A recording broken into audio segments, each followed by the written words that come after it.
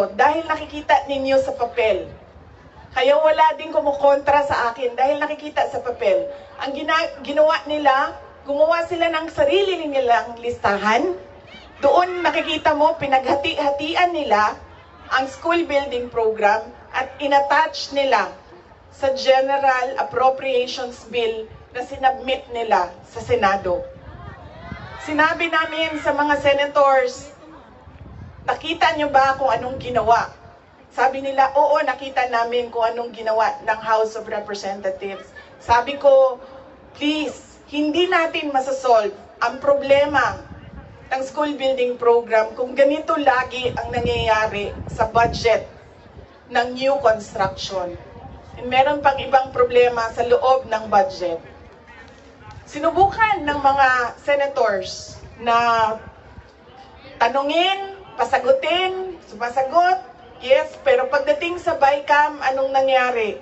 Wala namang wala namang totoong BICAM kung saan pinag-uusapan ang paggamit ng pera. Ang desisyon lang na nandun ay kay Zaldico, nung panahon ko, kay Zaldico at kay Martin Romualdez. At diretsong pinapapirma sa malamang tao na hindi nagbasa o hindi binasa ang buong budget. Kaya ngayon, walang nakakita o hindi nila nakita dahil hindi naman binasa na may blanco doon at pwedeng lagyan ng kahit anong amount yung mga blanco sa budget. Madaming katanungan, madami ang problema ng bayan. Kaya lagi ko sinasabi, hindi kami ang problema ng bayan.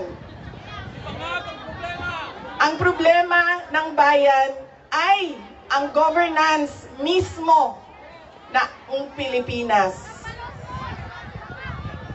Yan ang problema ng bayan. At dahil may problema sa gobyerno, ay tuloy-tuloy ang kahirapan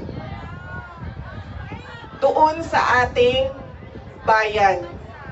Nakikita nyo yan dahil dumadami ang nakikipagsapalaran sa ibang bansa.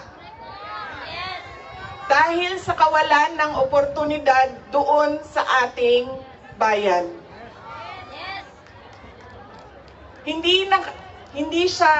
We should not be proud.